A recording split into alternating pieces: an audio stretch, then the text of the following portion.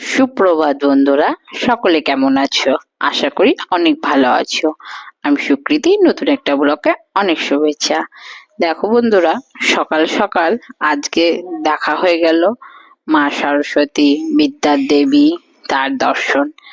সকালবেলাতেই মায়ের দর্শন পেয়ে মনটা যেন শান্ত স্নিগ্ধ। দেখো, এটা কোথাকার ঠাকুর একটু পরে বলছি। খুব সুন্দর ঠাকুর হয়েছে, দেখতে অপূর্ব, চোখ ধাঁধিয়ে যাচ্ছে। ঠাকুরটার দাম কত তোমরা বলতে পারবে কি? তোমাদের কাছে প্রশ্ন থাকলো।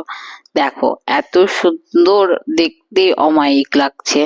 দূর থেকেই দেখছিলাম, তারপর গঙ্গার রাস্তা দিয়ে, গঙ্গার ধার দিয়ে সুন্দর করে ঠাকুরটা নিয়ে আমরা চলে এসেছি।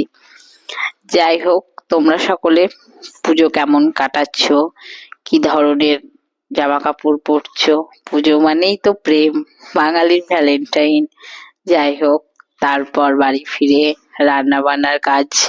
আজ যেহেতু শনিবার, একদম নিরামিষ, ছানার ডালনা, একটা পাঁচ তরকারি, ডাল, আলু সেদ্ধ আর পাঁপড় ভাজা। এইগুলোই ছিল আজ আমার রান্নাঘরে। বন্ধুরা, কি বলতো, তারপর খাওয়া দাওয়া শেষ করে ছেলেকে নিয়ে বিকেলে কিছু মূর্তি দেখতে গেছিলাম। দেখো মূর্তিগুলো